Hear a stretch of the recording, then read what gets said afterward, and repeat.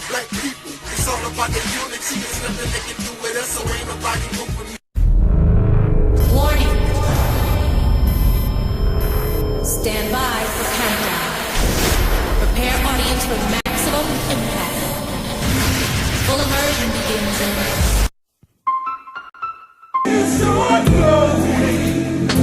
Just keep it going.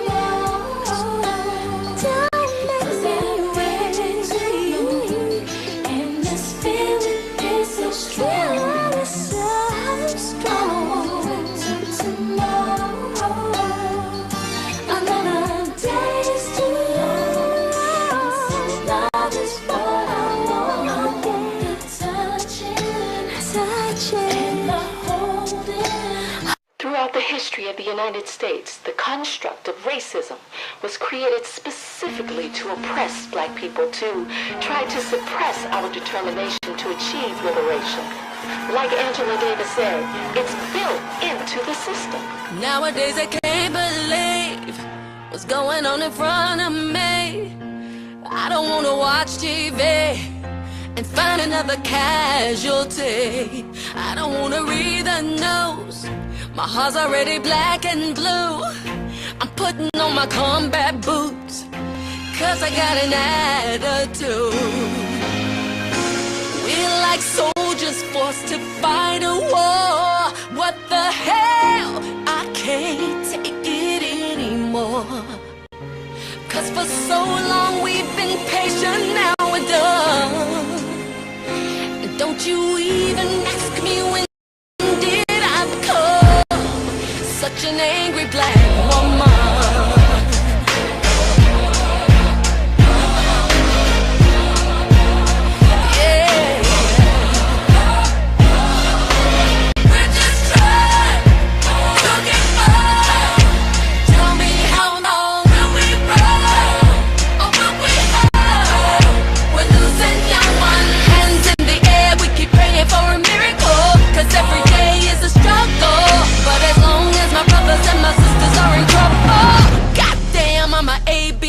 We can't successfully put an end to racial discrimination until we change the entire system. We've been trying to keep the peace 50 years since Martin King. Some don't like me for who I am, but I love my melanin. Another future college grad sleeping in a body bag. Mother screaming out her lungs, she never gonna see her son. We're like soldiers forced to fight a war. What the hell? I can't take it anymore. Cause for so long we've been patient, now we're done. It's all going. Just keep it going. They see something that I don't see. What can you learn from a bum, Omar? Shamsuddin? What I learned from a bum, maybe it's what not to do.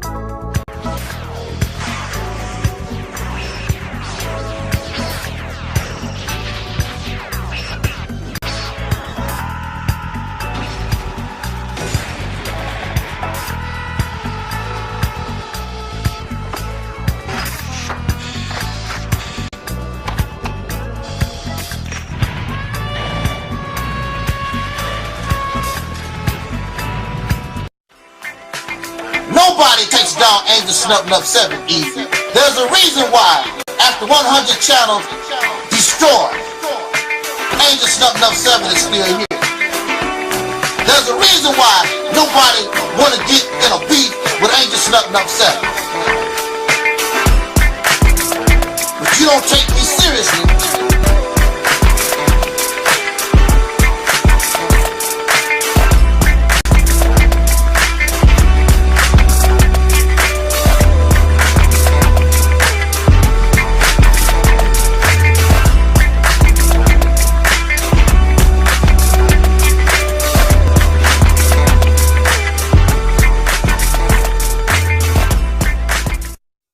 Touch this.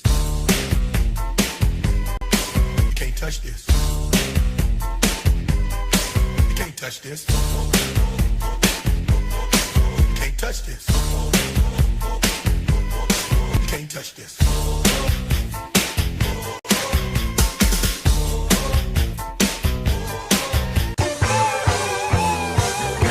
How you doing?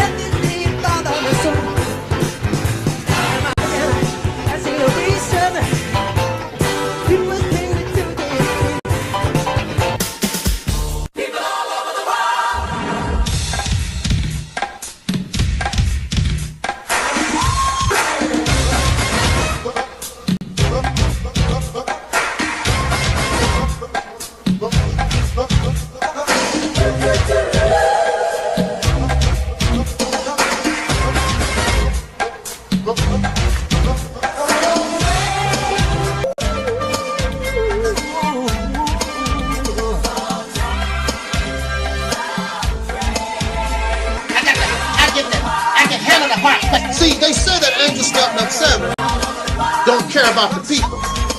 But Angel Snubbing Up 7 cares about the people because I'm bold enough to tell you the truth, and I don't give a damn if you give me a dime. I'm not looking for your money.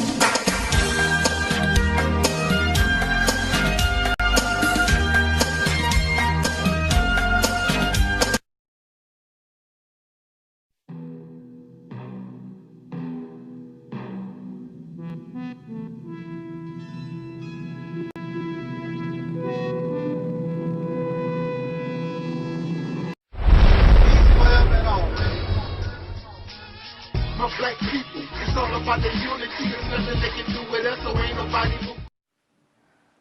We are in a state of emergency. Prejudice. Wrote a song about it? Like to hear it? Here it go. Free your mind. This is a story about control. My control. Control of what I say and control of what I do. And this time, I'm gonna do it my way. I hope you enjoy this as much as I do. Are we ready? I am. 'Cause it's all about control. And I've got lots of it.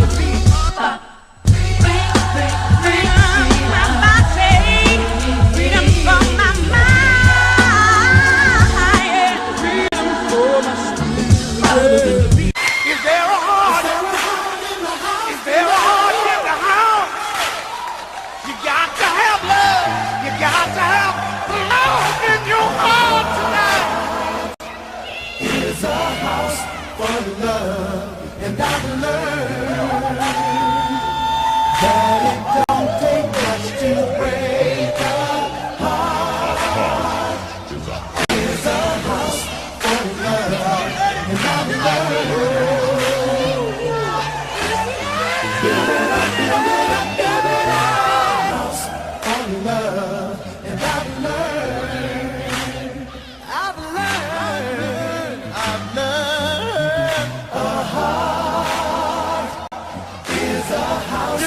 feel it. You got to feel it out. Feel it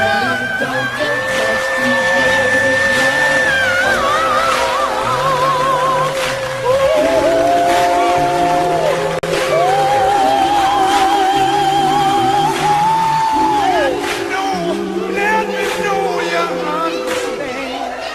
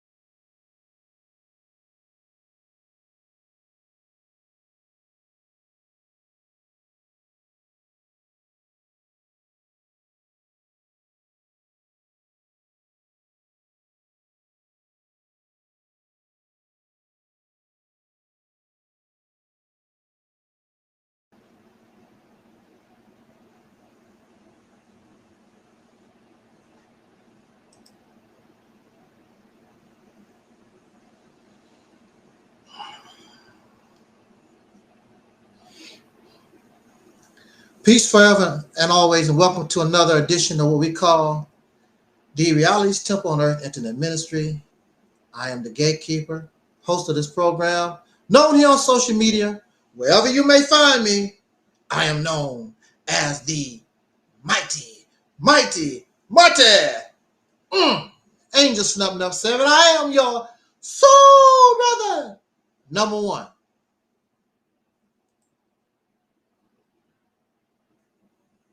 I actually, well, first of all, I want to welcome all of you to this spontaneous evening broadcast.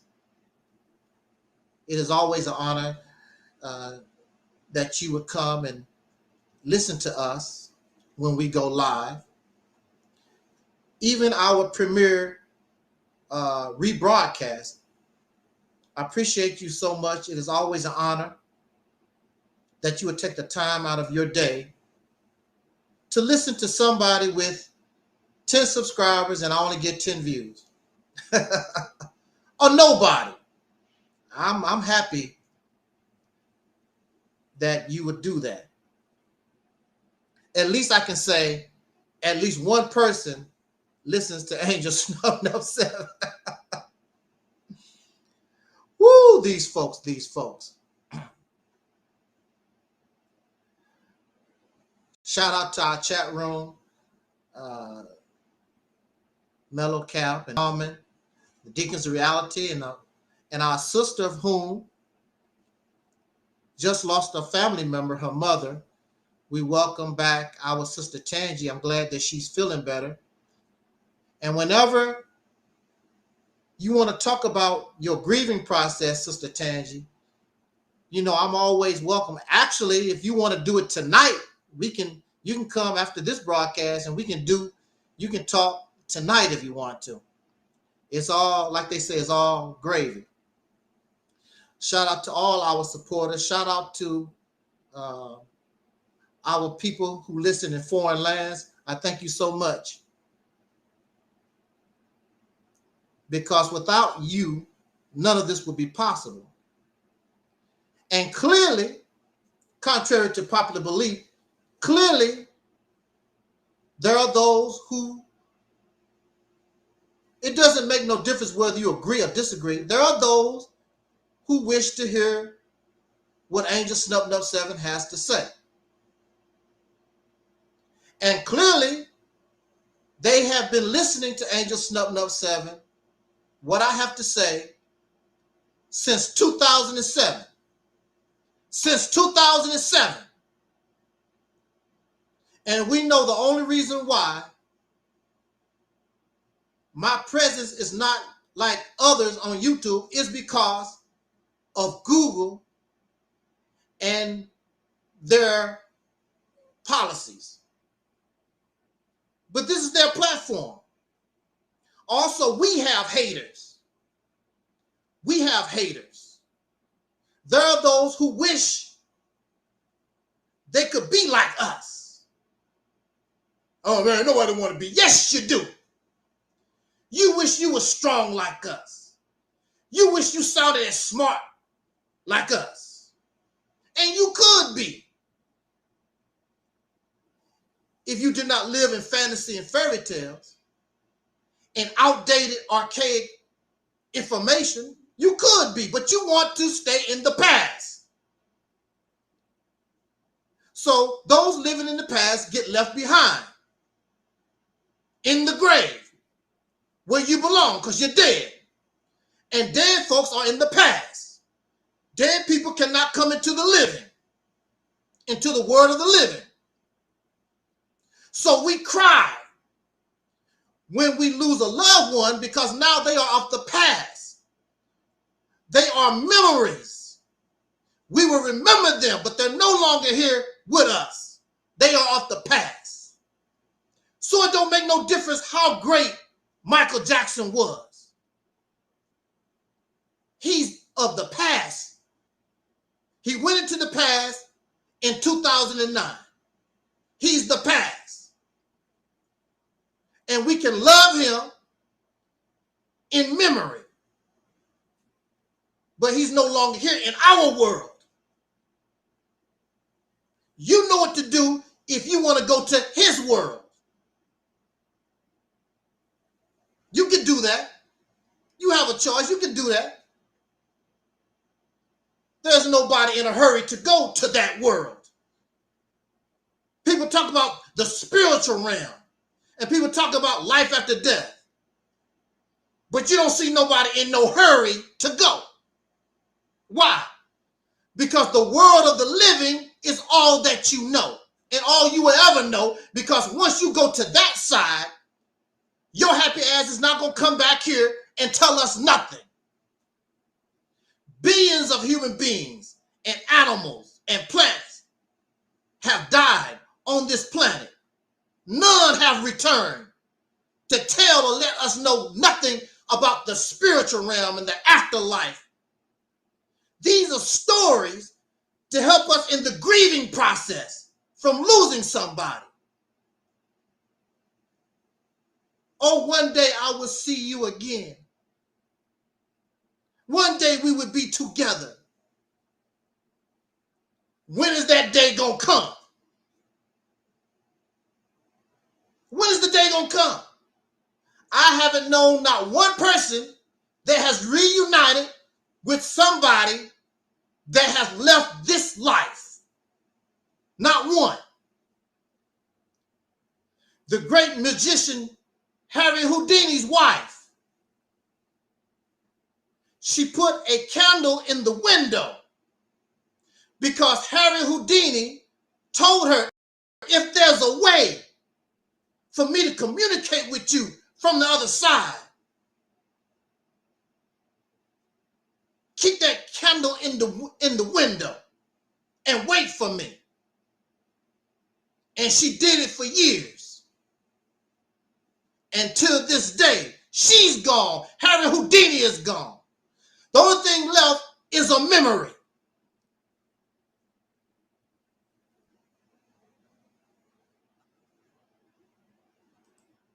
But this is our reality. This is our life. This is how it is. You can believe whatever you want to.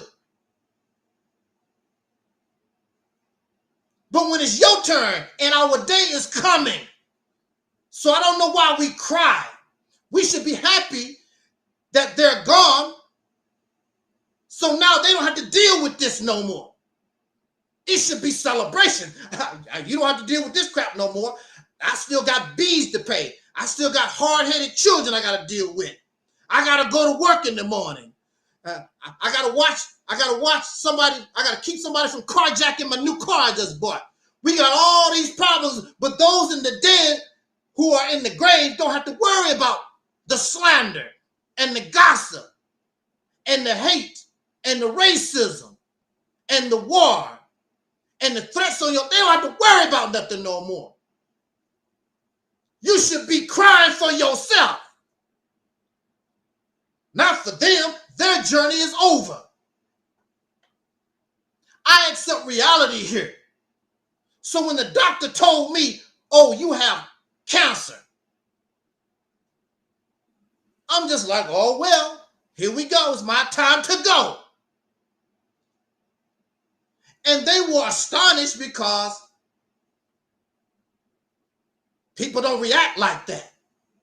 People react, oh my goodness, what can I do to live? This is not to say I don't want to live, because life is all I know. But if it's time to go, it's time to go. There's nothing I can do about it, so why cry? Why be upset? Why worry? It's time to go. And that was 3 years ago. How many who was worrying and they were scared that didn't even know they was going have passed in the last 3 years? Just accept the reality. If I'm here, that's cool. If I'm not, it's cool. Telling yourself these fairy tale stories is not going to change nothing. What must be understood Enjoy your people while you're here. And let them know you love them while you're here. Because once they go to the other side, they're not going to hear nothing you got to say. They don't care nothing about what you got to say on the other side. So it's a wonderful thing that our sister Tangi, and we saw her videos, somewhere before her mother passed, somewhere she was able to come to some type of healing with her mother. And instead of saying, hallelujah, I'm glad you're gone, she started to shed tears. Because that's still mama. Mama ain't always perfect. She's the only mama we got. Ain't always perfect. Your cousin ain't always perfect. The reverend ain't always perfect. These are the people in our lives that shape us. Ain't nobody perfect. I'm not perfect. Nobody perfect. And it's very sad when they leave, then we begin to think and start having second thoughts. And you wish you could have did things different. It's too late once you go to the other side. Sister Tangi was able to heal that which was between her and her mother. So when her mother, who was a fighter, she was a fighter. She stayed as long as she could. She stayed long enough so her daughter could turn somewhere and heal the divide. So when she leaves this world, she knew her daughter loved her. And that's a wonderful thing. It's best to love in life. Because we can't do nothing once we're gone.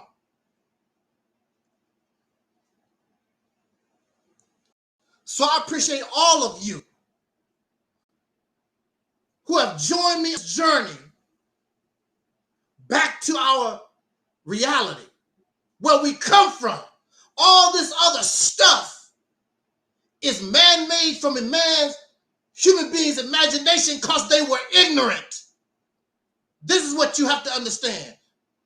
Out of the human beings' fear of death, their misunderstanding of the planet and the life in the universe, so they manufactured and made up things. So all this is man's imagination from an ignorant person. And until we let it all go, the human being, we cannot advance. We cannot reach our highest potential because that which we are gravitating, or that which we are putting our foundation of our thinking is not real. So it keeps us grounded in fantasy and fiction. It's not real. You cannot grow as a human being in fantasy and fiction because the world that you live in is real. Without air, without water, we die. And you can pretend all you want. You can fantasize about breathing nitrogen or breathing in water, whatever. You can fantasize all you want to. That's not real. But again, we don't see these people talking about the spiritual realm. Ain't nobody in no hurry to go spiritual. Nobody. Family is a survival mechanism. We come into this world alone. And I don't care how many people surround your bed when we pass this life, you alone. All of us could be on a bus. We get in a car, the bus accident, and we die, but everybody experienced death differently. I would die my way, you would die your way. We all will die. We died at the same time, but everybody's gonna die different, the same way we came into the world, different. Family is a survival mechanism. When the male and the female work together, they help the babies survive. The workload is easier, and the chance of the babies to survive is better than just a female by herself raising babies. And then we add other family members. And a wonderful example of that is bees and ants. Family, all working together for one common cause, the survival of the ants, the survival of the bees. The lions work together, the survival of the pride. The hyenas work together, the survival of the what they call it, I don't know, they don't call it pride for hyenas, a pack or whatever. Teamwork to survive. And then we understand, we create cousins and uncles and all and aunts and all that kind of stuff. But it's about survival. But we all come into this world alone. And we will leave alone. From every blade of grass, come in here alone, and you will go back alone. The black men and soul brothers and sisters in this country, we have yet to learn survival. That we must view each other as family in order to survive. That's why you're doing a horrible job of surviving.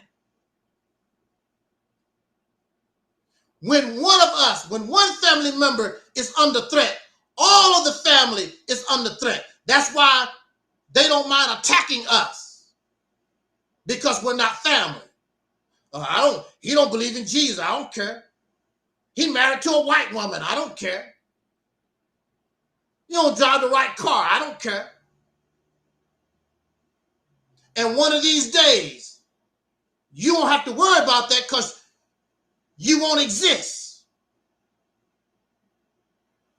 You don't have to worry about it no more. A people called African American won't exist no more, so you don't have to worry about it no more. And that's the path that we have chosen. So I want to come on here tonight for a few minutes to talk about survival. We want to talk about, with all this scholarship, with all this knowledge that we have, why haven't we won liberation? Why haven't we won a liberation championship? Well, the championship is liberation. Why are we still in this condition after 100 years? With all your Marcus Garvey knowledge, all your John Henry Clark knowledge, all your Dr. Ben knowledge, all your Dr. York, Elijah Muhammad, Malcolm X, Dr. King knowledge, all your teachings and beliefs, all this stuff that you got, how come you still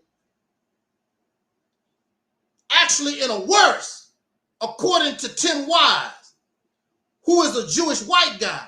He said the black community is in a worse condition than you was in the 1960s. This is 2023. Why is that? And you're smarter. You're smarter. You have more money, more opportunity, more education. You read lots of books. You got a lot of book knowledge. But yet your condition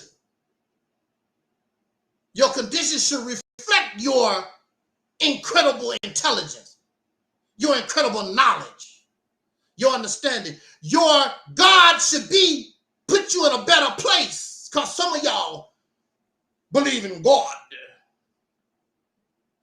So God should have you in a better place. And maybe you would be if you really understood or saw God in a realistic manner. But you don't, because we live in fantasy. We live in a fictional world. And it's not even your belief. It's belief you got from a foreigner.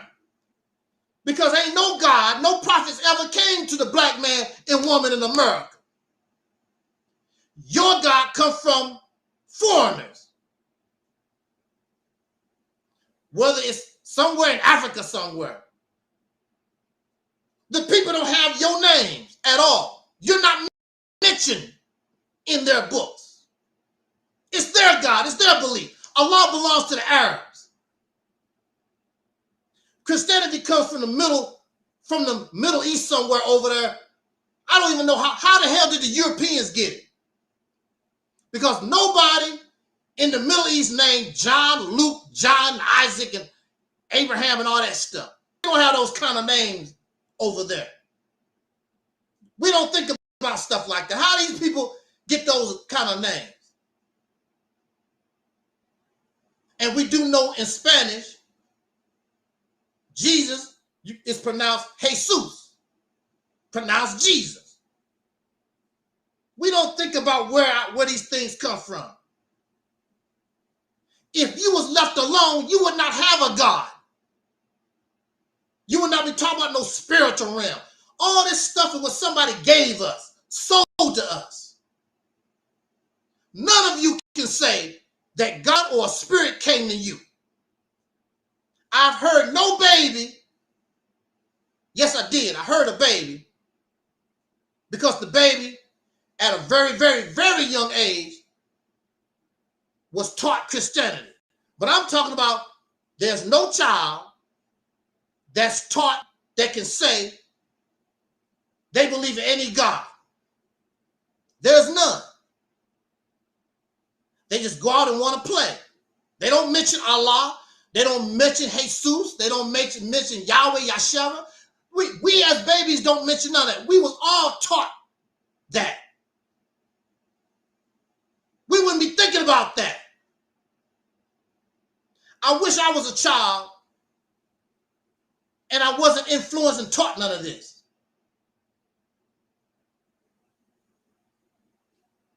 Because it was taught. I wouldn't think about none of this. All this was taught to me. Family is a survival mechanism. So I thank you so much. Those in the chat room, those who are listening, those who will be listening to this broadcast later on, those who understand. Because you've probably been looking for somebody like me. You've probably been thinking the same thing all your life. But you couldn't put your finger on it. Well, now you don't have to, because I've already done it for us. And the only way we as a people can come up out of this situation is to come up out of it. The scripture said, come up out of Babylon. She's become a habitation of devils. And that's where we are. A home of every foul and filthy bird. The Babylon. But what you don't want to accept is that these beliefs and these things we're loyal to are part of Babylon. And that's why you can't come up out of her. Because you're part of Babylon. So I don't know why you wish, I hope the white man, I hope America fall tomorrow. I wish all the white people die. You're connected to them. Should they die, you die. If for some reason Biden joins the Ukrainian, go to war with Russia, we go to war because we're part of this. And you can run your mouth and say whatever you want to. We are part of this. And many of your children are going to go to Ukraine or they're going to go to Russia. And the bombs that come to the United States don't fall on us from North Korea, from Russia or China, wherever it is, because we're part of this. That's the reality of it. And your mother plane and your Jesus and all this is not going to stop nothing. We got two countries. Libya is a Muslim country. I believe Morocco is a Muslim country. They believe in Allah. Where was your Allah when the earthquake hit? Where is your Allah when that flood killed, 20,000 people so far in Libya? And the Libyan people was happy when America and the Europeans came and killed Colonel Gaddafi. And now look at Libya, civil war. Not maintaining your dams, and now you get flooded out. All this wasn't going on under Colonel Gaddafi. Ain't nobody perfect.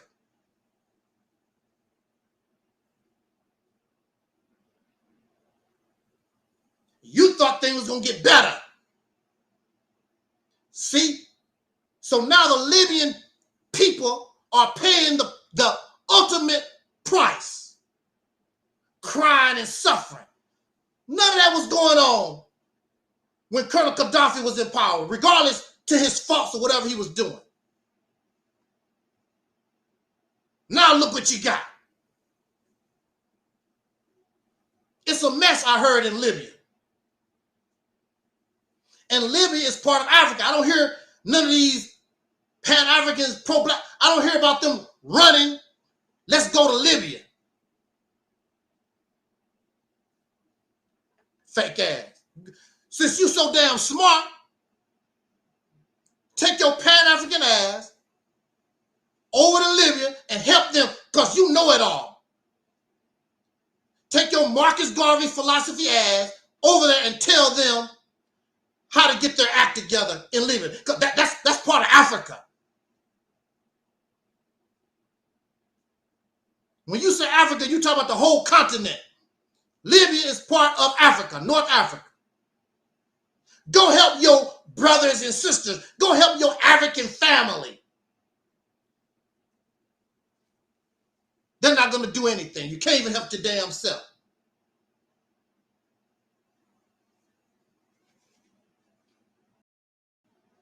Don't want to talk about reality.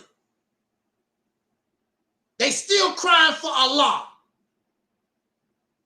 and muddy water covering you and drowning you to death. Oh, Lord. You crying for Jesus.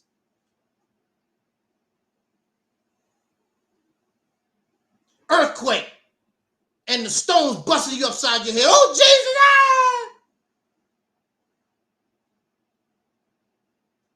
Then we have the conspiracy theorists. Oh, that's America. They have all these incredible weapons.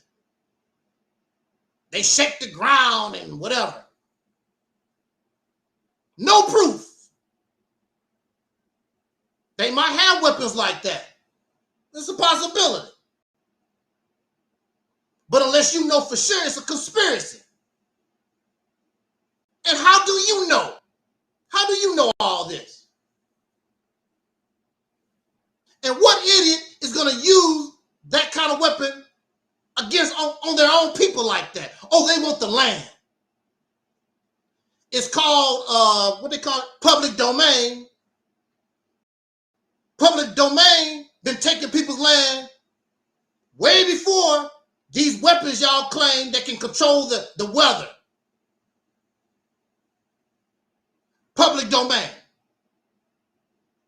Why don't you ask some of your ancestors who got kicked off their land, especially in Los Angeles? And we had roads and highways come through our farms and our towns. Oh, public domain. The land that we own, that we need. There was no heart. There was no special weapons. They just make the law. Public domain.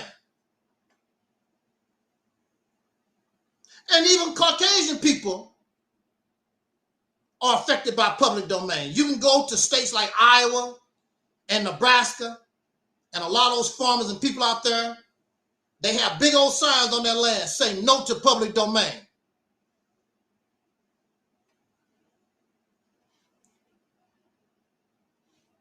But that's their problem. Talking about us. I'm worried about us, the people that I come from. Bees are worried about bees. They're not worried about ants. Lions are worried about lions. They're not worried about cheetahs and hyenas and elephants. We have to worry about ourselves. And you're not worried about yourself, about your survival, because your survival is the now. You're not thinking about your children and great-grandchildren 100 years from now. Selfish ass. You're only thinking about what you want. How much booty you can get now. How much weed you can smoke now.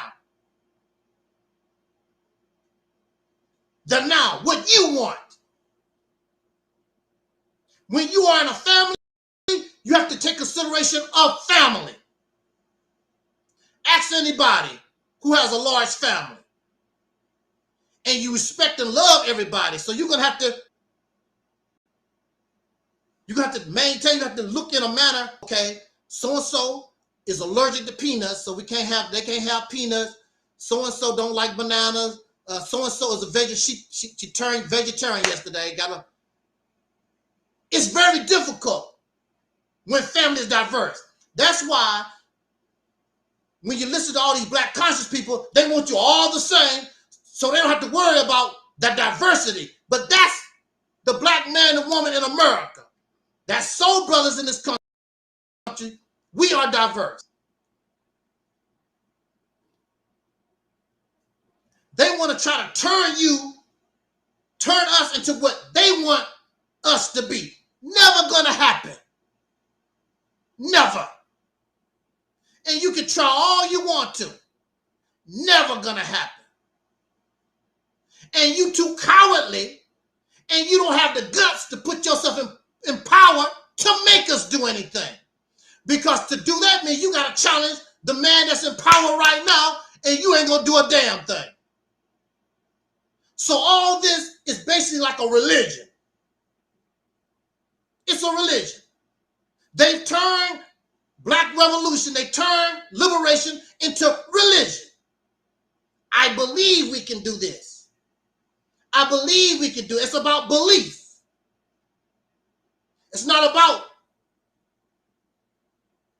the actual planning and rebellion against an oppressor. It's about belief and selling debates and books and other foolishness. This is not to say they're not intelligent. This is not to say they're not smart. But your priorities is all messed up. That's what we want to talk about. Y'all with me? Shout out to our Facebook and Instagram people out there.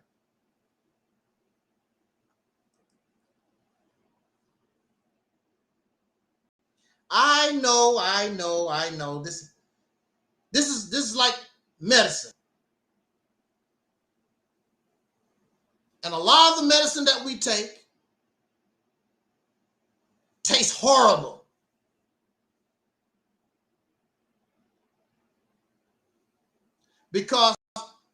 But that's what you have to do in order to get well. Sometimes we have to have surgery and you are put under anesthesia and you're given painkillers because you're going to get cut up.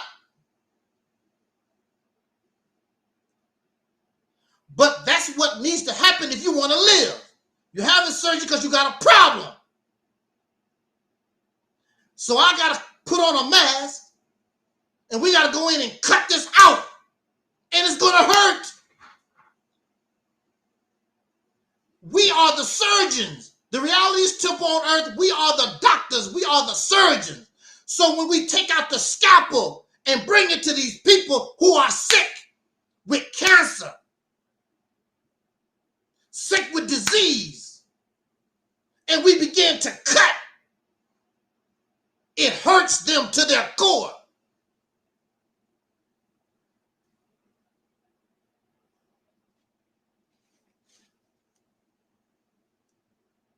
Do you know what you would do if you actually was awake and somebody was cutting on you and they didn't put you to sleep? And you feel that pain? You're not going to go through that. Disease. The method might hurt. It's not always easy. Especially when you have something that's got a grip on you for like cancer. Gotta cut it out. Radiation, chemotherapy. We gotta use a knife because it's got a grip on the body. It's gonna hurt to get it out. You're gonna suffer. But once you heal and get it out, look at the people who survived cancer. Look at the smile on their face. But just a few months ago, they was in pain, they was suffering. Then the doctor said you're in remission. And all that stress come off of you, and all that hurt and that pain. But look what you had to go through because you was sick. You was coughing. You take the syrup, don't taste the best. It's cherry flavored, it's still nasty. But after a while, you were sick. But that tasted nasty and foul helped heal you. That which gave you great pain actually healed you. We are the doctors. This is a hospital. We are the surgeons. That's why they respond to us like that, because it's a hurting thing. I try to bring the anesthesia as best I can. But the cancer is extreme. It's severe. And they know they have a cancer. That's why a lot of you don't want to go to the doctor. Not because you can't afford it. You don't want to go to the doctor. You don't want to take your car to the car shop because you don't want to hear something is wrong. That's why a lot of people don't want to go. You're afraid of bad news. They don't want to come here because most of these people who don't listen to me, they know what the deal is. They want somebody to tell them they are cancer free. They want a doctor, the same kind of doctor that Michael Jackson had. They gave him that propofol,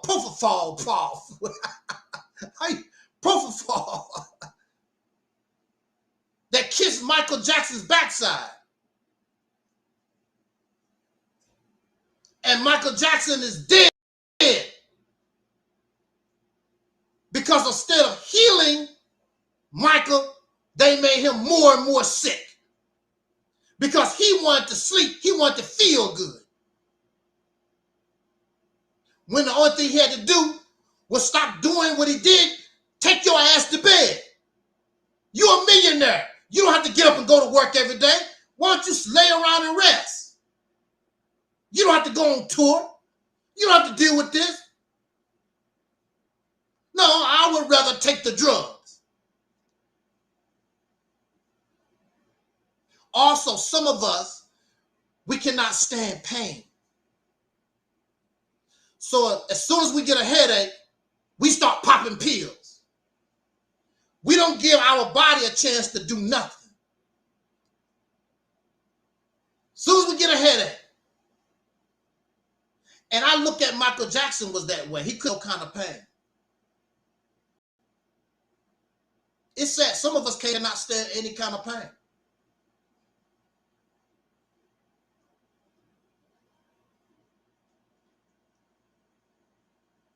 But this is life. This is life. This is what we deal with day in and day out.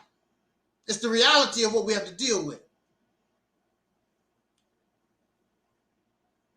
So again, it's not about making mockery of our brothers and sisters, making fun. That's not what it's about. But they choose that road, being in denial of sickness. They cannot face.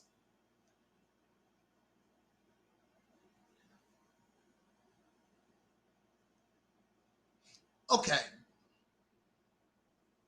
It's like this. Many of you are familiar with the basketball player Michael Jordan. I'm a Jordan fan. I like LeBron James, but I will always be Jordan, Team Jordan.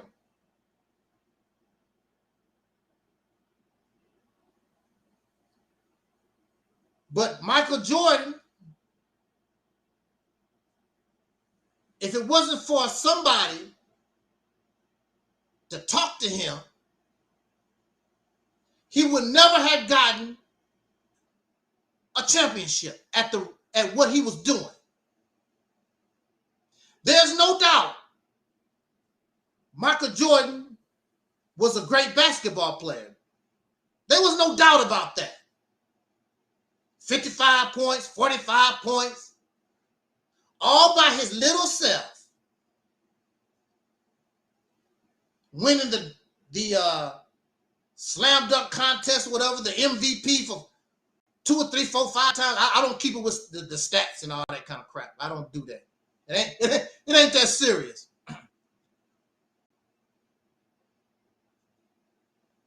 Michael Jordan was a winner when he played college ball in North Carolina. So that's not the problem. Talent is not the problem. Michael Jordan has plenty of talent. That's not the problem. So he gets with the Bulls. And the Bulls do all right.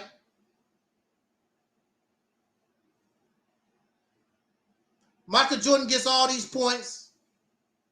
Cool.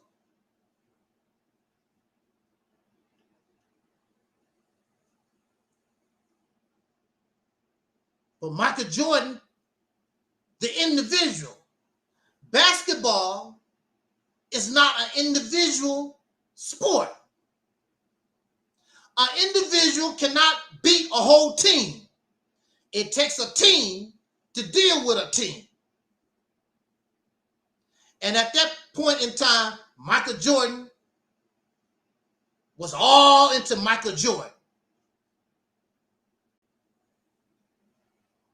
And it was reported, it's been said, that when Phil Jackson became the coach of the Bulls, the Bull had to stop.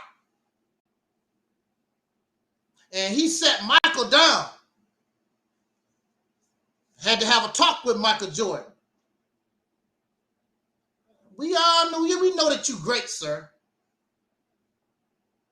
But do you want to win a championship? Because if you want to win a championship, all your dunking, all your MVPs, all that stuff that they give you, all these accolades, for you, you're not going to get a championship. Because a championship requires teamwork. Michael Jordan was not a team player. And that's one of the number one problems in the black community, soul community. We don't have team players. We have those, and you hear them all the time. Look at my subscribers. I got 20,000, 40,000, 50,000, 200,000 subscribers. I'm putting up the points. Look at me. Michael Jordan attitude.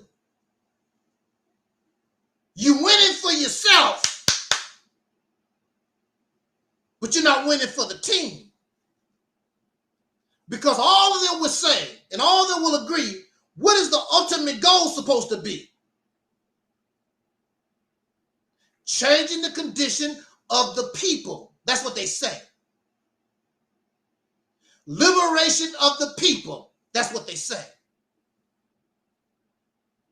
That's the championship. That's what you strive for. That's what they say.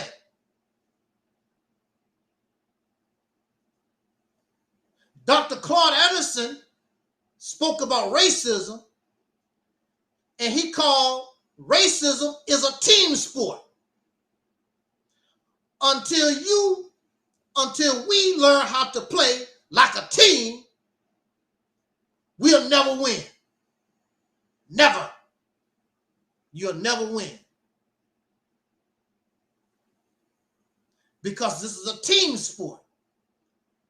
But we have ball hogs like Michael Jordan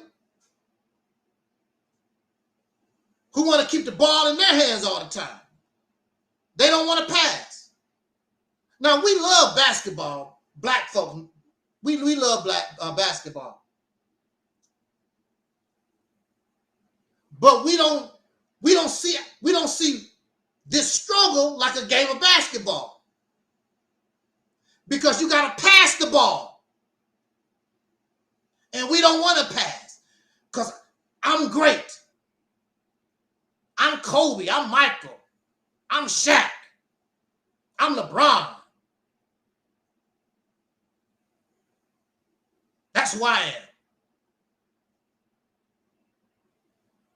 You're never going to win. You're never going to get where you want until you learn how to play like a team. You will talk to people on the Bulls, and they would tell you, I never really liked Michael Jordan.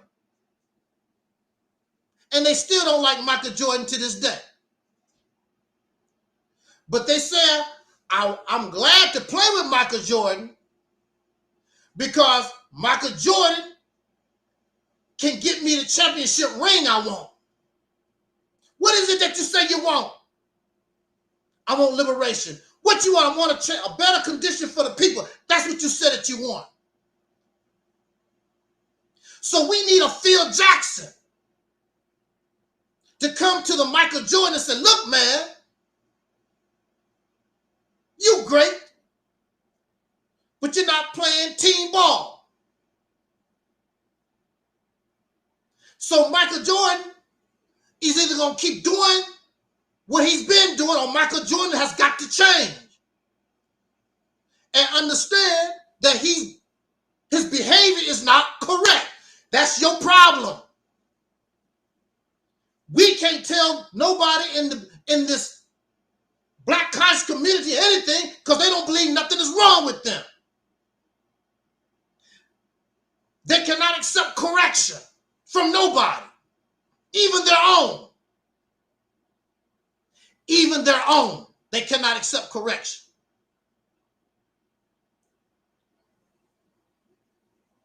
Who knows how many people have probably tried to correct Marcus Garvey?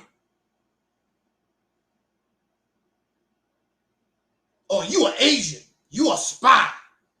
Get them out of here. How many people probably tried to correct Elijah Muhammad? That's the messenger. You can't correct the messenger. He knows it. Get him out of here. We don't like correction. We don't want nobody to correct us. I'm very sure there was somebody that came to Michael Jackson and told him, what's all that? What were you doing? Get him out of here. Get away. Go away. That's what we do. We keep booty lickers around us. So all this booty licking, what has it gotten us?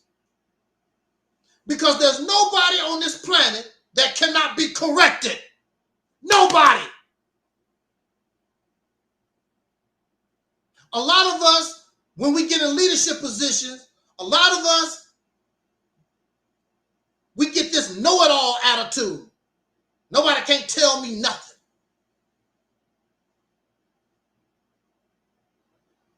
But you ain't perfect. And somebody can probably see what you can't see. Oh, that's impossible. I know it all.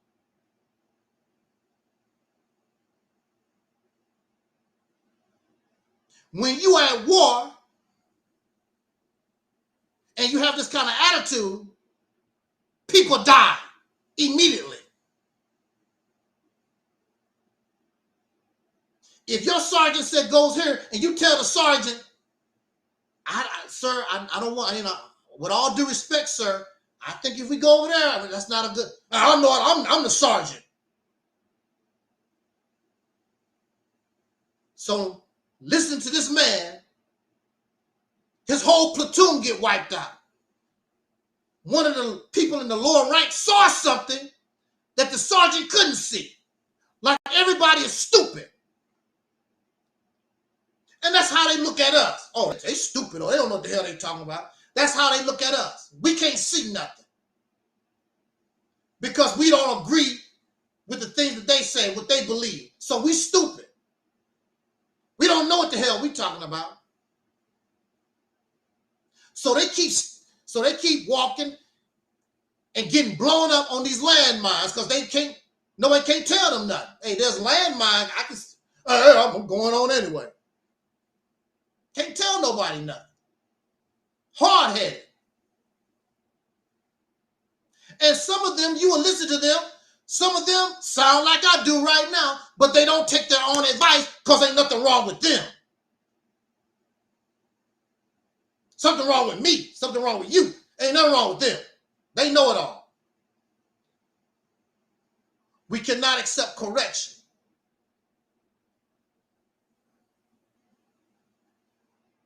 So it is not about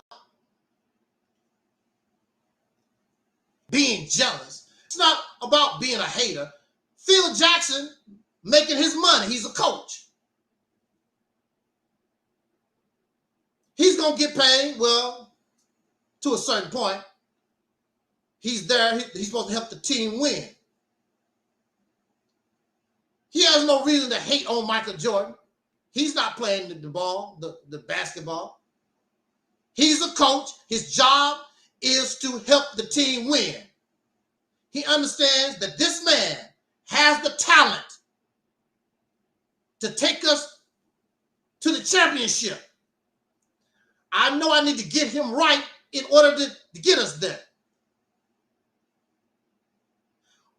We're the Phil Jackson of this struggle because we have people in position that could take us where we need to go if they get their own selves out the way. If they listen to somebody instead of their booty lickers. Because their booty lickers not going to take them nowhere. Because Michael Jordan was able to listen to Phil Jackson, he was already a great player, but he became a greater player because not only did he lead his team to a championship, but championships, plural, 6.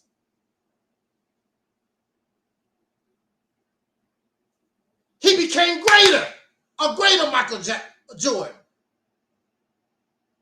he became a leader, not just somebody showing off. He really began to understand the game. This is a team sport. And he understood the weaknesses and the strengths of his team. He knew what everybody could and could not do.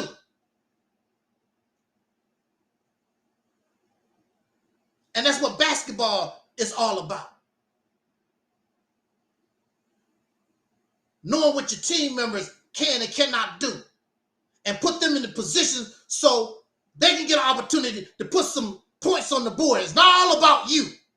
Pass the damn ball. This is something that the Black conscious community, and what's making it so bad, they're intelligent. I've never called none of them dumb. I've never called none of them insane or stupid, none of these names, because the Black conscious community, these persons they have a lot of intelligence. If they did not have this type of intelligence, they could not be where they are at. What I'm telling you, if you want to be better, if you are actually sincere about taking the masses to where they need to be, you're going to have to change the way you do things. Either revise or just start all over from scratch. Start from scratch. And look what you're doing wrong. Learn how to be a team player.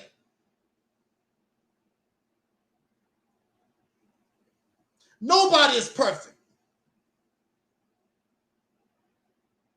I know I used to play ball. And when you see one of your teammates get in trouble, you run to where the ball is in trouble so they can pass it off to you so you can get them out of trouble.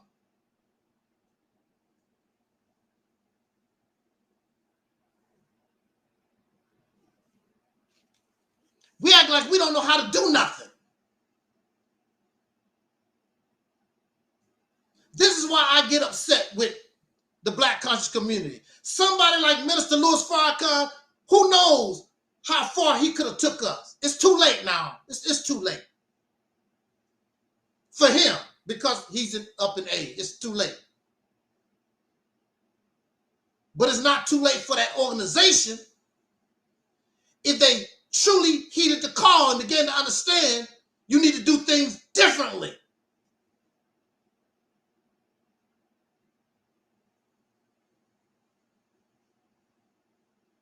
In order for us to get where we need to go. You are in a position to put 40, 50 points on the board. But you have to be a team leader. You can't be a team leader and talk about we for the people, then you go behind closed doors like I know that's how it was when I was there, and you tell your people, oh, they here to follow us. That's not team playing. That's not being a team leader.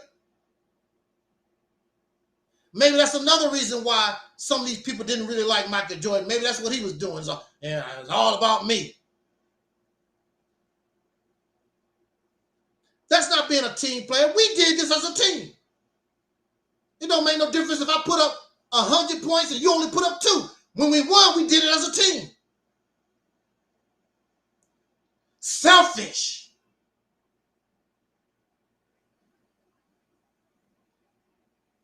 And some of the best talent, a lot of times, is sitting on the bench. They don't never get play time. There's a lot of people who were sitting on the bench for years in some of these sports, never get time. Then when they get a shot, they take the team to the championship, like Kurt Warner in St. Louis. Played on the bench for years. And the quarterback got hurt. Well, we don't have no choice. Put in Kurt Warner. And Kurt Warner took the Rams, 2 times to the Super Bowl.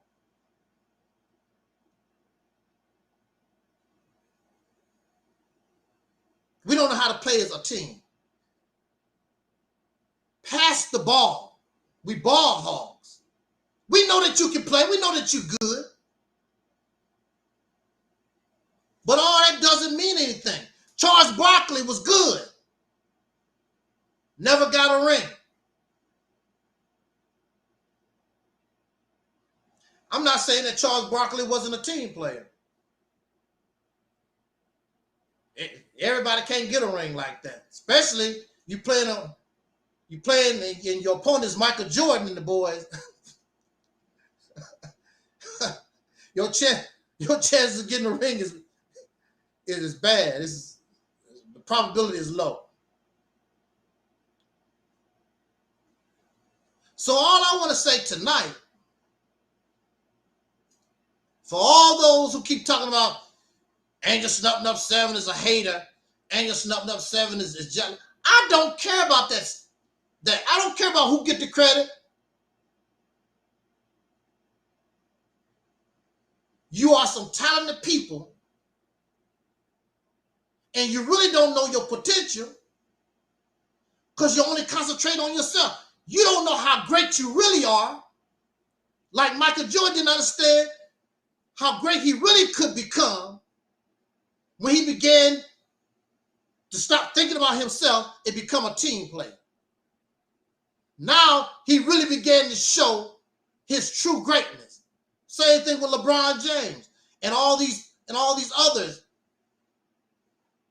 that really stepped up, who was talented, but they learned how to play team ball.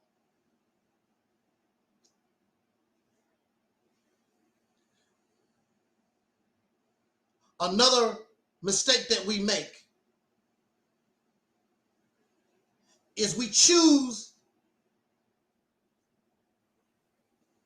improper leadership, inappropriate leadership. We choose leaders based upon their articulation. We don't choose leadership based upon their character, their integrity, their honesty. We love to choose people because they can make us feel good. And their character stink.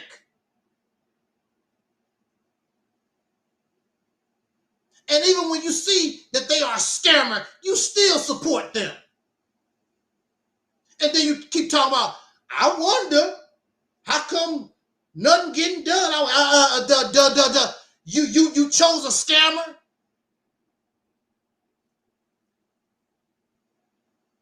Brother Polite, I'm told, I really don't know. I heard Brother Polite, 200,000 followers on Instagram. Brother Polite, a pedophile, a scammer. It was proven he was a scammer. It was proven. All kinds of people with the receipts. Y'all always talk, show me the receipts. Show me the receipts. Well, people show the receipts and they suckers still support Brother Polite. And it was rumors about him being a pedophile for years. Still support him. Didn't question nothing. So now you got 200,000 or more. Look stupid. Would you please, sir? You pleading guilty to these charges? Yes, sir. I plead guilty, sir. It's amazing how high and mighty you are. On these videos, he's high and mighty, Mr. Know-it-all. But in court, yes, sir, I understand that, sir. I plead guilty. Yes, 7 years. Yes, sir. Yes, sir, I show mighty. I understand 7 years. 10 years probation. Did you hear his voice? His voice in court was nothing like on these videos. Nothing. See how reality makes us humble? He had a sickness, and he should have dealt with that sickness. R. Kelly got a sickness. He should have found some kind of way to deal with that sickness. Now he's sitting in prison the rest of his damn life.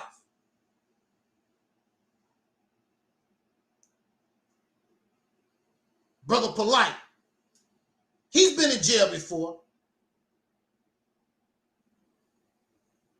He knows what to expect.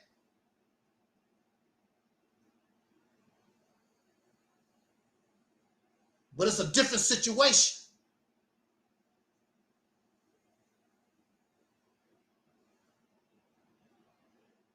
Now, how you feel? And some of these people, you're not going to find out about them until they're dead.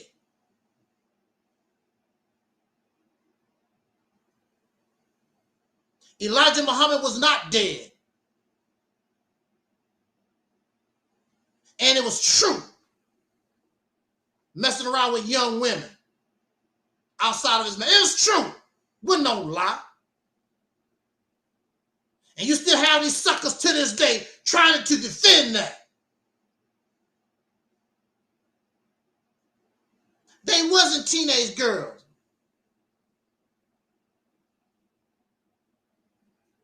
What is a 50, 60-year-old man going to do with a 20-something? It's still disgusting. And they trying to defend that.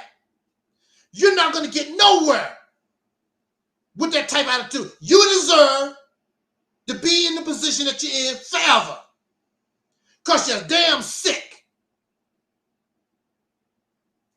And you're dead mentally. And you need to stay in the damn grave. And you deserve to keep catching hell. Because you're a hell raiser.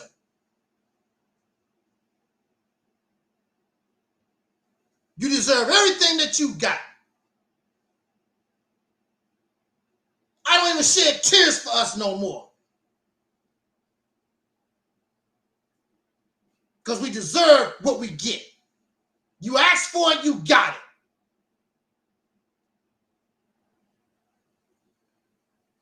I remember my mother told us when we was little, stay away from that stove. It's hot. You're going to get burned.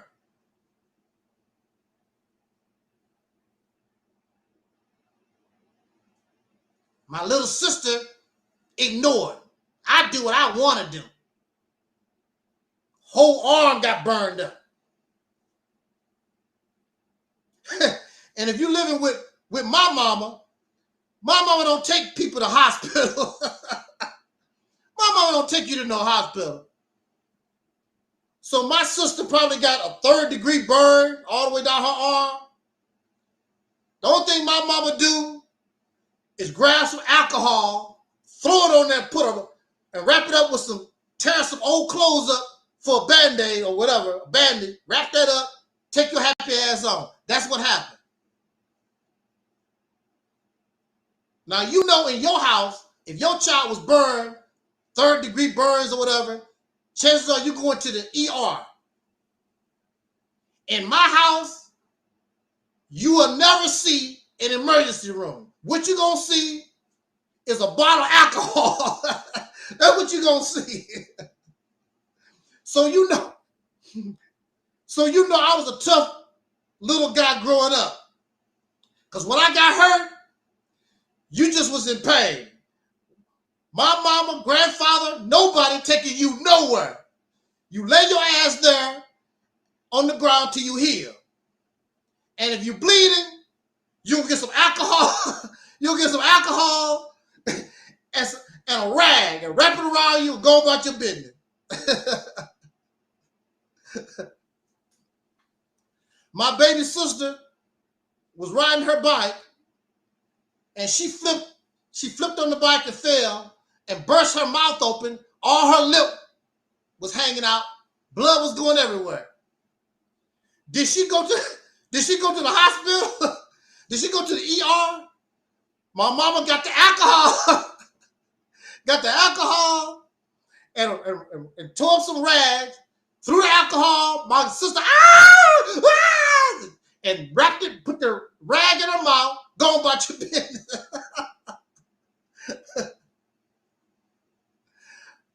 You know, country people, and that, not only us, a lot of country people was like that. Didn't go to hospitals, didn't go to doctors like that. I remember, and so you build up a high tolerance for pain because you didn't have no choice, because you're not going to the doctor. You didn't even get an aspirin. I don't even remember getting an aspirin. So I remember when the bullies used to beat me up. And hit you on, you know how bullies hit you and beat on you and kick you and beat on you? It wasn't the pain. I was crying because I couldn't fight. Because I felt the licks, but I have a high pain tolerance. So it was more embarrassed. I was crying more because I was embarrassed getting beat up because I couldn't fight. You know, I couldn't fight a lick. I'm a lover, not a fighter.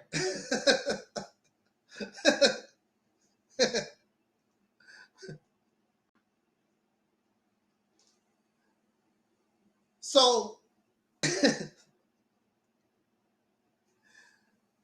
so we get what was coming to us.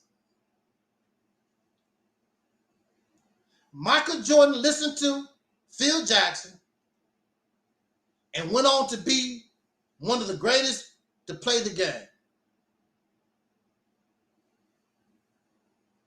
If these persons, well, some of them are not serious. Some of them are scammers.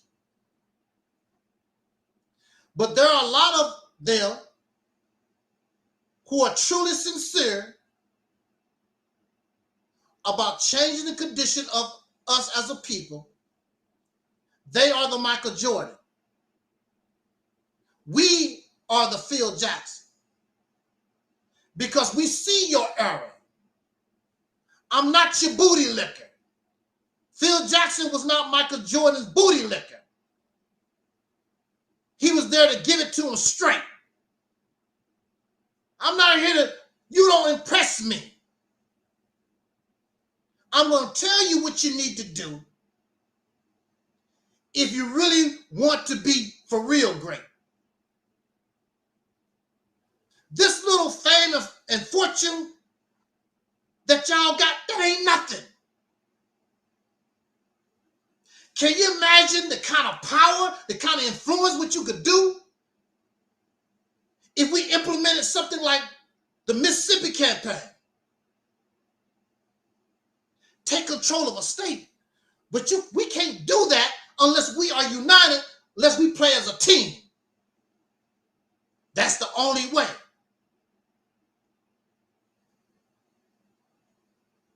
The championship, the trophy you get would be the state of Mississippi. When you wake up in the morning, you control all this. And that's the easy part.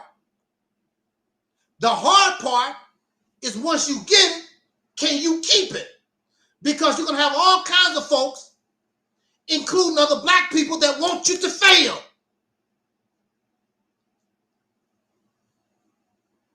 Everybody in the basketball world didn't want Michael Jordan to succeed. They didn't want him to get a championship. They was clapping against Michael Jordan. They didn't want him to win like that. They didn't care he was Mr. Superstar because they can't stop that. But they hope that he make the wrong, bad choices and don't win no championships. Michael fooled him. He was smarter than that because he want to win. The championship, that's the purpose. That's why they play every year for the championship. What's the sense of playing? Yeah, you get money or whatever, but the ultimate goal, the ultimate reward is that ring. That's what you want.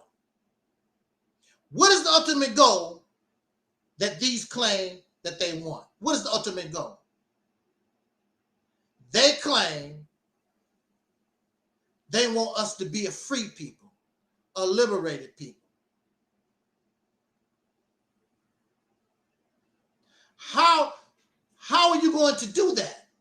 How are you going to disconnect from your oppressor? How are you going to do that? They don't explain. How are you going to do that? A lot of them run into Africa They bring their happy ass right back here. And they're not denouncing or renouncing their American citizenship. They go to Africa, but they're going to keep their American citizenship. Because you can renounce, since you hate America, so you claim, you can, I think that's the correct word, renounce. You can renounce your citizenship and go over there and be an African or whatever. They're not doing that. They're going to keep their American citizenship because that's their safety net. That's why they're not going to do it. All these people that was on this platform talking all that Pan-African stuff, none of them have went to Africa. I don't even think they visited. They might have visited, but none of them gone to Africa. Always an excuse. I don't have enough money. I needed it. We ain't going nowhere. And the majority of soul brothers and sisters, black people in this country, not going nowhere. The majority. They're not even interested. And that's another problem here.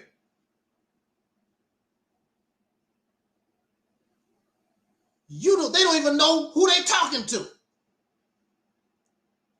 I'm doing this for my people, the black people. No, you doing it for yourself. What you think the people should do. You're not doing it for the people because you ain't asked them a damn thing. You ain't asked us nothing. I'm doing this for my people. You don't know you're doing it for yourself and your narrative and your agenda. You want to try to turn the people into something you think they should be instead of dealing with them for who they are. We will never be Muslims. We will never be Hebrew Israelites. We will never be Comedics. We will never. There's a few thousand, a few million of y'all out there. There's 40 million. We're not going to be that. You're a little tiny nothing. You are a little tiny nothing in the minds of Black America. And that's something that you can't accept. Some people never heard of Marcus Garvey and don't want to know nothing about him. There's people that never heard of Louis Farrakhan, don't want to know who he is. That's your world. That's your belief. The people want to know food, clothing, and shelter. Can you do that for me? That's what they want to know. And usually if you want to promote these things, you need to provide food, clothing, and shelter. That was one of the things that attracted people to Marcus Garvey and the Nation of Islam and some of these other movements because they was able to do a little something. And here you are in 2023. You can't even replicate what they did 100 years ago. And you have access and more opportunity. So what does that say about you? How can you brag and puff out and be arrogant like you know all this and that? You can't replicate what slaves did straight off the slave plantation. You can't even replicate. Look, I believe they said they raised, I don't know how many millions of dollars, $7 million or more to rebuild Black Wall Street. All that money is gone. That Jay Morrison guy and what's his name, the other fake, Dr. Boyce Watkins, that's scheme. Only $500,000 left. Rebuild Black, because they don't know what the hell they doing. And a lot of these people are out for themselves. You keep doing this same dumb stuff over and over again.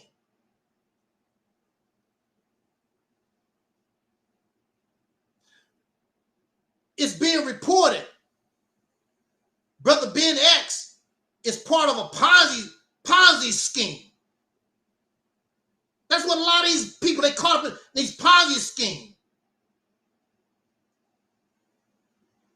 We don't know what a Ponzi scheme is. We don't know how it operates. We just hear people talk get excited. Yeah, I want to be part of that. I want to do that.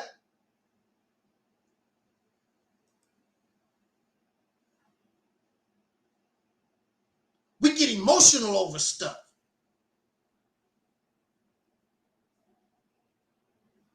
And you end up with nothing. Oh, I didn't see that. I didn't see the cool man is in the house. Shout out to the cool man.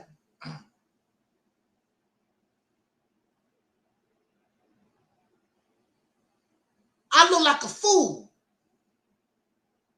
putting you down. Talking about you always putting people down. No, I'm trying to put you up. Nobody trying to put you. We all supposed to be on the same team. I want you to win. I want that trophy. I want that championship. When you win, I win. You cannot win to continue with the mindset and the strategies that you're using right now.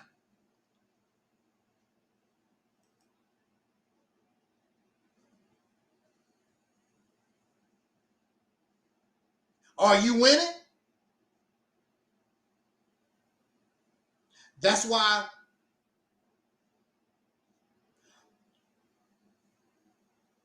I lost my train of thought. I think I'm going to see now. Lost my train of thought for a second there. I'm going to see now, y'all. You cannot win unless you be honest with yourself. We keep doing these things over and over again. They're not getting us nowhere. That's not my fault.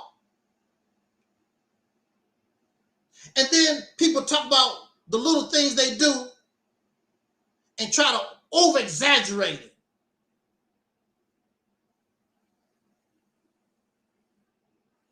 It's nothing. In the grand scheme of things, it's nothing. If we really want to impress the world, believe me, you don't have to believe. No. You take control of a state and you take that poverty-stricken state and you make it wealthy. You claim that you can do. You got the knowledge, the supreme wisdom, the knowledge and understanding. You claim you got all this talent. We'll prove it. You don't even need me at all. Why don't you do it? Take control of a state. Any state. It don't even have to be Mississippi. Go ahead. Now you're talking. And I will help you. I will help you. I'll do my best I can. I will help you. What we really don't want to admit is we don't know what we're doing. And there should be no shame in that. If we don't know what we're doing. What's the sense of me talking about, oh, I can fix my car. And my car's on the street.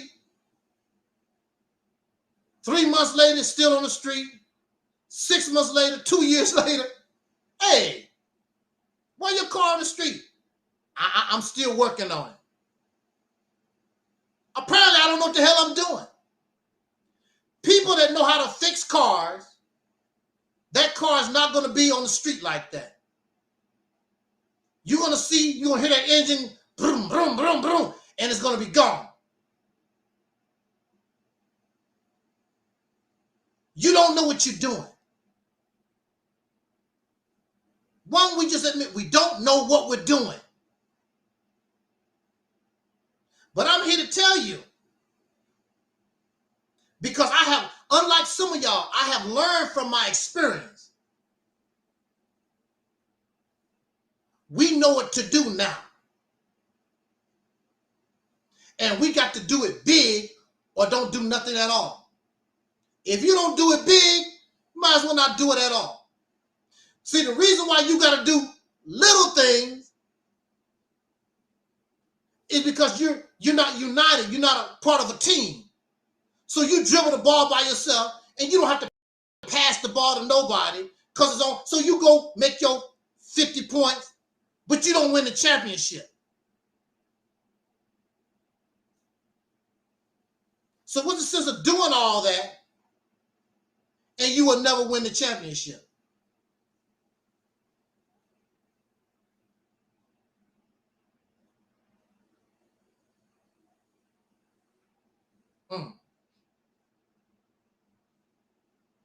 We're here because I'm not gonna lick your booty. We're gonna keep it real. You can believe anything that you want to. This has nothing to do with your belief system. You can believe in Allah, you can believe in Marcus Garvey, you can believe in all that. What I'm here to tell you is the actions you need to take if you truly want to liberate the people. You need to stop trying to promote your ideology and your beliefs and concentrate on what we need to do in order to liberate ourselves. And once you get liberated, you can try to convert people to Allah or Jesus, whatever you want to do. But it means nothing as long as you are still under the oppressor's rulership. It don't mean nothing. And nobody cares nothing about what you're talking about unless you get power and influence. I'm not talking about no YouTube channel. I'm not talking about, oh, because 1,000 people come to hear you talk some religion. That's not power. That's no influence. To do what? To do what? To accomplish what? Absolutely nothing. That's good for the speaker. That's good for that little organization. Does nothing for us as a people. The Mississippi campaign is an activity, it's an action where people can actually gravitate and they can feel they are part of it. All the people can find their place because it has nothing to do with beliefs and this different ideology and the blackity black. It has nothing to do with all that. But it has something to do with pride in ourselves and making a place better for future generations, as well as ourselves, a sanctuary state and a safe haven for ourselves. So if the ship do sink, we got a little life raft. We got something where we depend on ourselves to save ourselves. And this is what God wants for you. That's why God gave you a brain. To think for yourself. To plan for yourself. Have a vision for yourself. When you talk about God, didn't God give you a brain? Then why do you need to wait on God when God gave you a brain? We need to use it. But our brain cannot function properly because you clog it up with all these different beliefs that you got from foreigners. And you didn't get it from yourself. This here comes from ourselves. This platform, it comes from ourselves, all of it. I don't use the word black. I use the word soul brothers and sisters. That came from us. Black came from the enemy. Black came from the racists. I don't want that. I don't want to use that identity. I don't want to use that label because I'm free. I identify myself. I label myself. I don't need nothing from him. I don't need nothing from foreigners. I don't need nothing from some people in the past. This is the now. I'm alive now. You want to take us to the past. You want us to depend on some ancient holy books that ain't did nothing for the people that originally was given to. Because it wasn't given to you. What has it done for them? 2,000 years, 1,400 years. These books been around for thousands of years. What has these books done for humanity all this time? We should be in a better position in life.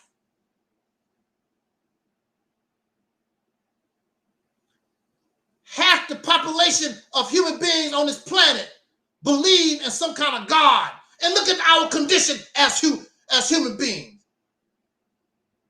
That should tell you something.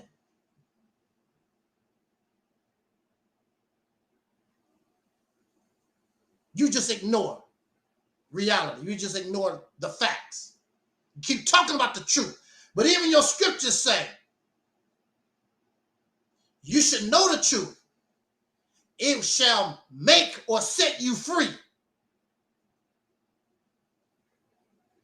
All over the country, you got people striking. The auto industry just gone on a strike. The people, the movie folks, actors and actresses on strike. I think Starbucks had a little strike.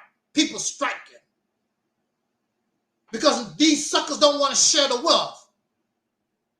Because you're economic slaves. And the majority of the wealth is going to these people that's not even doing the real work. And the workers gotta beg. Can I have just a little bit more? Then they'll go on TV and show what they do with their wealth. And the shareholders, how they live in Paris and go to Morocco or England or maybe some African place or whatever. They brag about what they do with the money that you made them.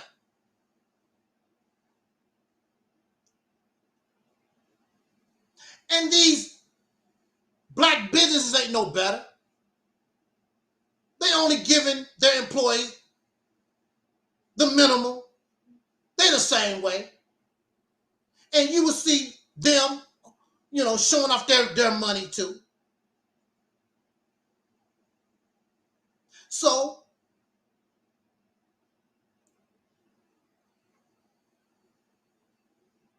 you're part of Babylon, and you act like Babylon. And when Babylon falls, you really don't want Babylon to fall, because you falling with Babylon. Because you are Babylon too. Because if you wasn't Babylon, then you wouldn't laugh at the Mississippi campaign.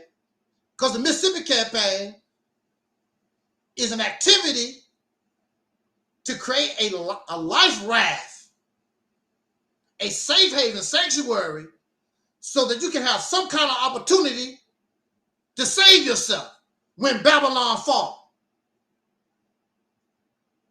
But you're part of Babylon, always have been. You talk about, I don't like integration. As long as we've been here, it's integration. Segregation is nothing but another form of integration. True separation is you leave. Segregation, you were still here. Integrated in America. You just was over there and they was over here. Separation means you separate. When people divorce, the majority of the time, somebody got to leave that house. That's separation. Husband and wife do not live in the same house. They separate. That's separation.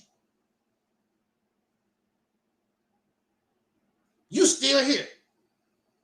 Under these people's laws.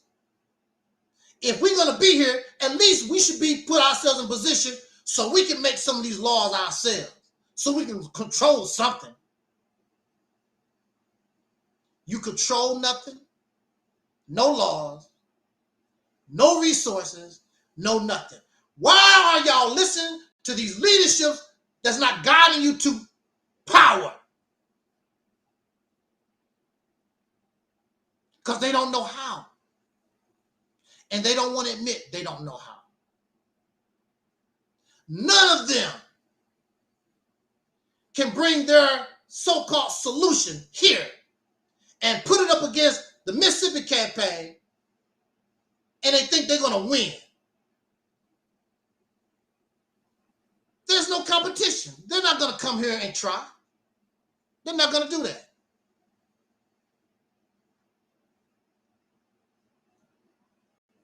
They're not going to do that. They have nothing that can compare to Mississippi. They've never heard of nothing like Mississippi campaign. It's time. Either we do it big or we don't do nothing at all. We take the ass whooping that's coming to us, because it's coming. Like I say here, and this is not fear-mongering, this is the reality. If the right thing happened in the world, you're going to get it. Because the only thing, I'm going to say this and we're going to get out of here. The only thing that is saving you is the laws of the United States of America. And these people are enforcing these laws that protect your happy ass. When these laws aren't able to be enforced, like you keep talking, and you said yourself, talk about martial law. You're going to get it. You're going to really see how things are for real. There was a movie, what was it called? It was called The Purge. I think it's Purge number 2 or 3. I forgot which one it was. But The Purge, one of those movies, one of the purges was black people. You get to go out for 24 hours. You get to go out and kill all the black people that you want. That was part of the purge. That's going to be your reality, except it won't be one day. It won't be one day.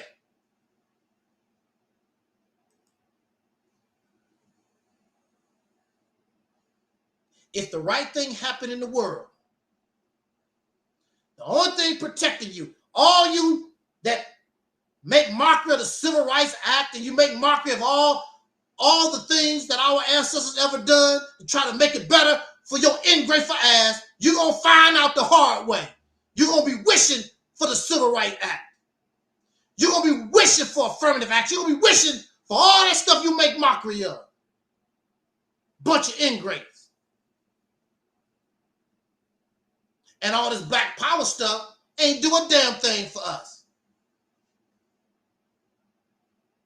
So you don't have to worry about that, because we never gained nothing from black power. If we did, tell me about it. I don't know nothing about it. What did we gain from black power? Except a bunch of talk.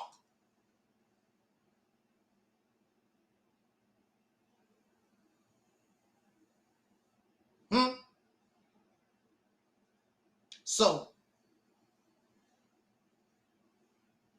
it's your choice. I hope I am dead. I thought I wasn't going to be around for COVID-19. I don't want to be around for that which is worse. Because you're going to get it. Regardless to what EnVogue said. Oh, you gonna get it. With that said, I'm gonna get out of here.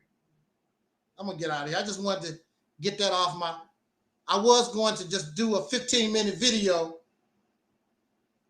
and I said, nah, I just go live and see where it goes. Let me see what my what the commentary, because I really wasn't paying a lot of attention to the commentary because it throws me off sometimes. Cool Man says, listen to me is like a religion. I guess that's a compliment, right?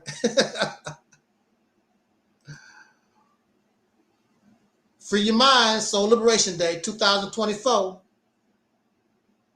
That's December the 7th, y'all. I'm trying to get it together now. We need reparations.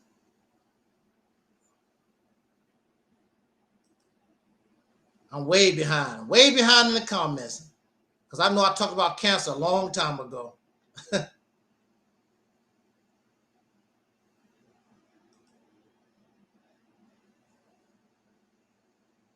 I don't know if I'm cancer free or not, but I'm gonna keep rolling. I'm gonna keep rolling.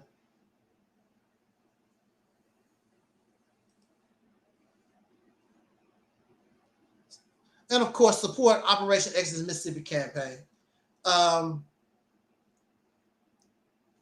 If you want more clarification, if you want to have a discussion about the Mississippi campaign, just send me an email.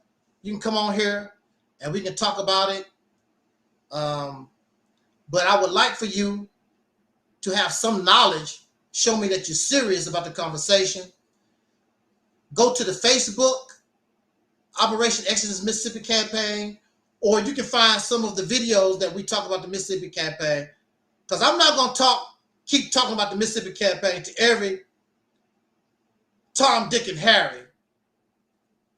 If you're really interested, you'll try to learn from the videos that's already and have some kind of knowledge of where we're coming from. Then you can have a discussion. These folks don't even try. I mean, it's like this. When I first presented the Mississippi campaign, February 2018, my video, I never said nothing about moving to Mississippi. You got these idiots that keep telling me and telling people when we move into Mississippi. I never said that. You can't hear. You're not going to find out one video or nowhere where I wrote we need to move to Mississippi. That's not how it goes. I never said that from the very beginning. But you have these folks. Either you're an idiot or you're just a natural troublemaker and you want to try to bring confusion. Because I never said that from the very beginning. See, when people listen to folks and they don't want to hear what you got to say anyway, they just start making garbage up. Because I never said that. And they still telling that lie. When you gonna go to Mississippi? Why? When we moving to Mississippi? I never said that. At no time.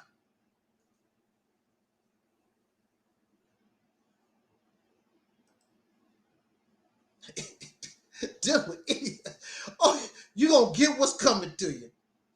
You gonna get what's coming to you. Boy, boy, boy.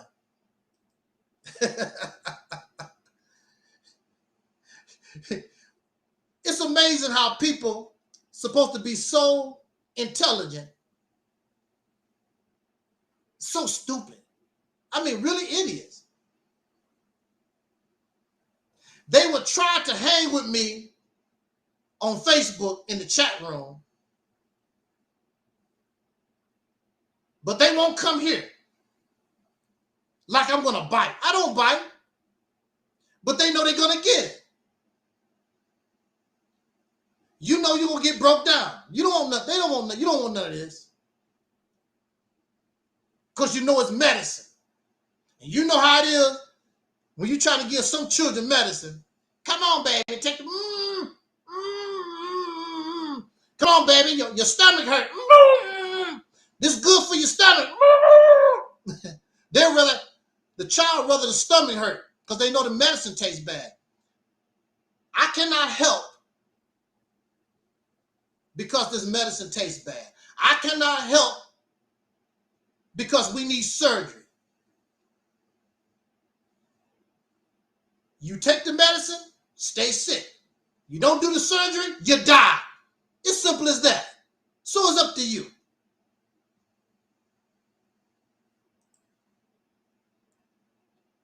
You're welcome, Mello. You're welcome. Now, I did schedule a talk for tomorrow. I want to talk about Bruce Lee tomorrow. I don't know if I'm going to do that tomorrow. I might hold off, or maybe I might do it later on tomorrow night. And the other subject matter, I think I need a little bit more time to work with that. Try to get it together. It's more complicated. It's just not something I can just do off my head. I have to try to put it together. Because I understood where I want to go when that idea first popped up.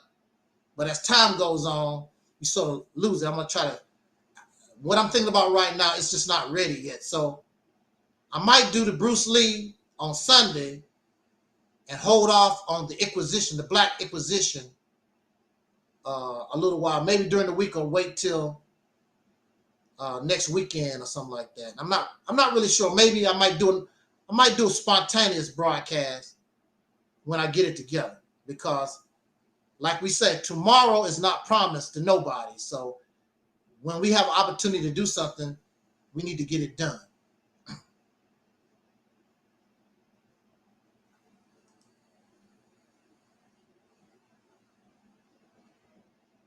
They don't want to beef with Angel Snub 7. And that's it, y'all. If there's any questions or while we're here, comments before we get out of here. Again, shout out to Sister Tangi and her family out there in California. And we send our condolences. We're glad to see that she's feeling better, going through the grieving process of losing her mother. Also, our people in London, England, the Just Acting and the Resident. So let me see if I can name our little 10 people that listen to us. Okay, we got Brother Denzel, Brother Talib, Sister Ann, Angela Hines, Tafari Smith, Sean Davis, Brother Christopher, and Razzie Fry, and Z-Man. I got everybody, I believe. There's only 10 of us, right? Okay.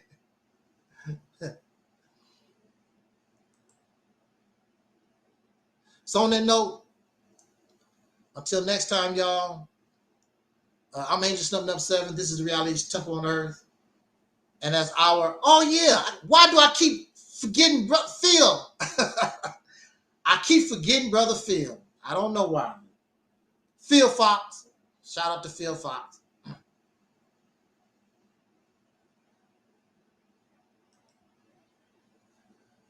So on that note, as our ancestor Don Cornelius used to say, as in parting, I wish us love, peace, and soul. And we are Audi 5000.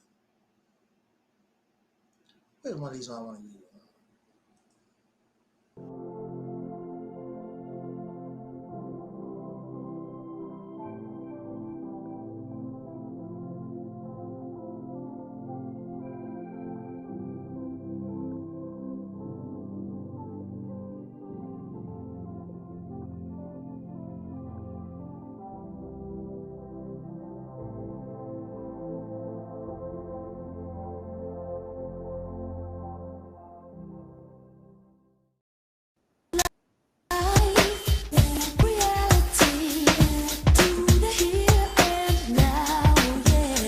I'm not going to help nobody get something my Negroes don't have. If I'm going to die, I'll die now, right here fighting you. If I'm going to die, you my enemy. My enemy is the white people, not Viet Congs or Chinese or Japanese. You my opposer when I want freedom. You my opposer when I want justice. You my opposer when I want equality. You won't even stand up for me in America for my religious beliefs, and you want me to go somewhere and fight, but you won't even stand up for me here at home.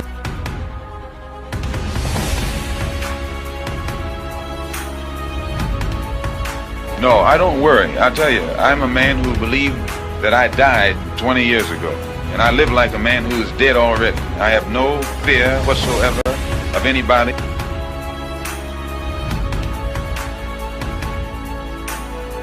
Seems to me that white America must see that no other ethnic group has been a slave on American soil. America freed the slave in 1863 through the Emancipation Proclamation, but gave the slaves no land. And at the same time, America was giving away millions of acres of land in the West and the Midwest, which meant that there was a willingness to give the white peasants from Europe an economic base. And yet it refused to give its black peasants from Africa, who came here involuntarily in chains and had worked free for 244 years, any kind of economic base. And so emancipation for the Negro was really freedom to hunger. And when white Americans tell the Negro to lift himself by his own bootstraps, it's a cruel jest to say to a bootless man that he ought to lift himself by his own bootstraps.